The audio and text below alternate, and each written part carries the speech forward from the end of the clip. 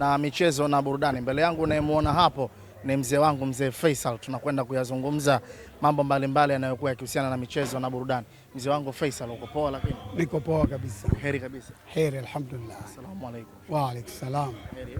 Heri. Bwana, mimi nianzie hapa mzee wangu. Tukio ambalo limefana hii leo, uzinduzi wa tawi hapa Buguruni Malapa. Mnasemaje wana Simba kwenye hii kuitengeneza umoja wenu? Umoja tuutengeneza hapa kama ulivyoona leo ulivyofana, ni ushirikiano wa kwetu sisi wenyewe wanachama wa Simba na wapenzi wa michezo. Tunashukuru tumelifanikisha na viongozi wamewasili kwa wakati na shughuli imefana. Tumelimaliza salama. Kwa hiki hapa pengine mnatoa haswa ni taswira ya namna gani ambayo mnaivaa nyinyi kama mashabiki wa Simba, lakini pia vile vile mmekuwa wanachama hai wa klabu ya soka ya Simba? Sisi tunakivaa hapa ni katika kujenga katika ile mipango ya Simba, kwa sababu hatuwezi tukaropoka tu mitaani bila kufikisha kwa walengwa. Ndio maana tumetengeneza chama tawi halisi linalotambulika kisheria, ili maono yetu au mipangilio yetu tutafata na katiba ya chama chetu tutaitekeleza kama lilivyo. Baada ya hapa mipango yenu ni ipi sana? Kwa hapa ndio tumeambiwa tusubiri sasa. Watakapokuja tena tutakuwa tushakuwa hai. Baada ya hapa, kwa sababu tunayo mambo yetu na katiba yetu ile ambayo ndio tunawasilisha rasmi.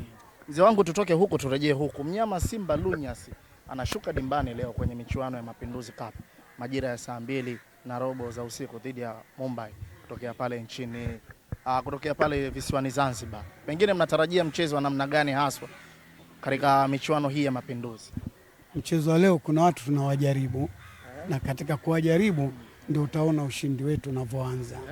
Leo sio chini ya 4 tunampiga mtu. Kocha mpya ndani ya Simba. Na ndio leo utajua kiwango chake. Kama kipo hai au sicho. Leo ndo utajua kiwango chake kama kiko hai au sicho. Lakini leo ushindi sio chini ya goli 4. Nikinukuu miongoni mwa kauli ambazo alizizungumza msemaji wa Mwembe Mumbai City, alisema ya kwamba Simba ni timu ya kawaida sana.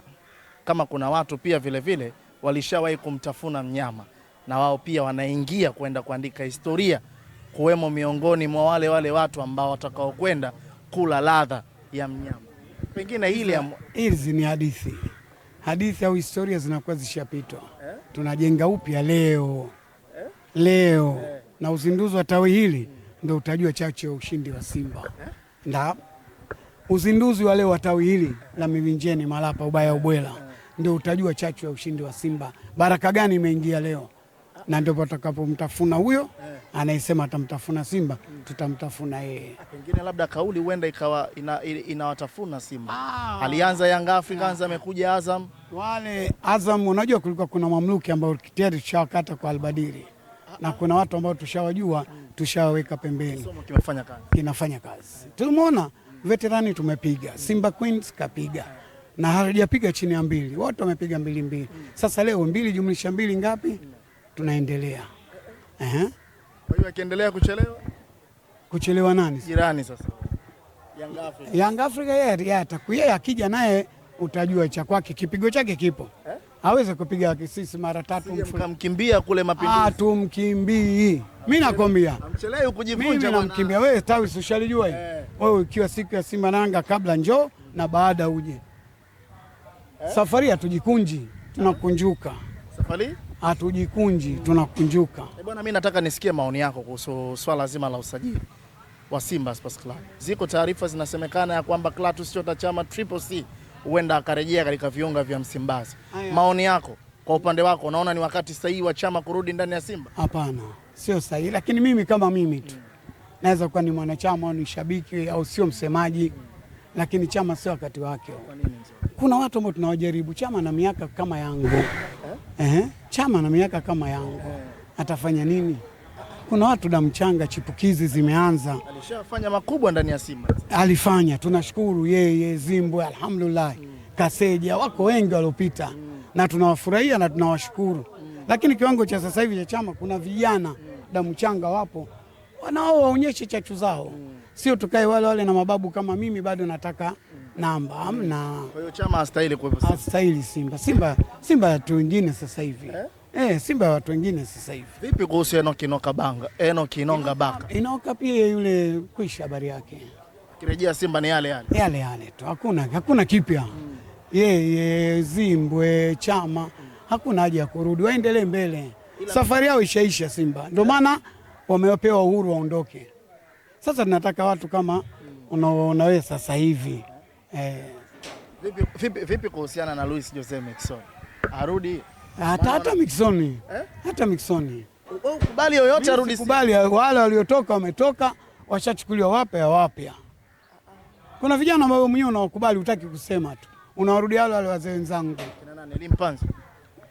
Mpanzu sawa. Yupo vizuri. Mchomari kaenda umri lakini bado yupo vizuri. Mbona? Na ukija hata kipa wetu Kamari ndio kaumia tu. Lakini kipa wetu bado yupo vizuri. Kwa upande mzima la eneo la Simba unadhani wapi warekebishe hasa? Kwa sasa hivi hamna pa kurekebisha. Kwa hata usajili hakuna haja. Hakuna haja. Kuna watu wamejaribiwa wamekuja. Wajaribiwe wao. Lakini sio kuwarudisha wazee wenzangu. Hapana. Hao wazee wa Simba wanakosea. Sio wazee. Unajua kuna management wanataka kuwarudisha wale lakini kimipango. Labda wanataka kuona kama wataziba pengo. Hamna pengo la kuziba pale. Chama hana pengo la kuziba. Hana pengo. Wala Inonga Baka hana pengo. Hana pengo. Luis Miquissone hakuna pengo. Kuna vijana wapo pale.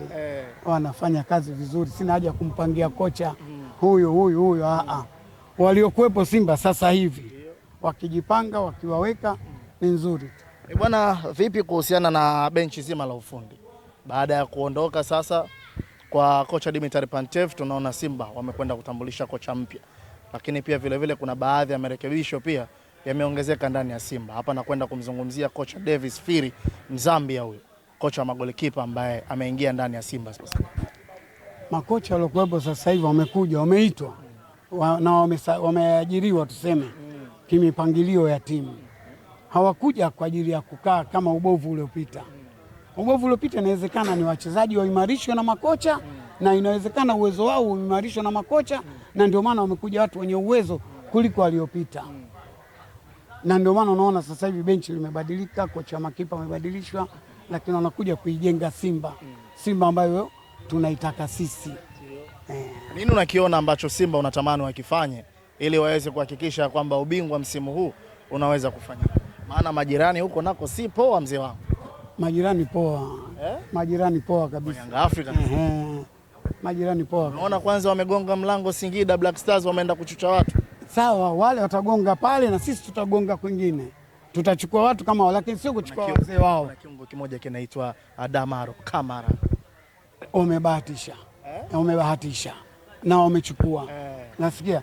Na sisi ndio tunaingia katika kubahatisha na kuchukua. Na nyinyi mmeenda kugonga pale odi Singida. Ndio maana nakwambia tumechukua pale kama wao na tutapata. Wao ni wazuri zaidi ya.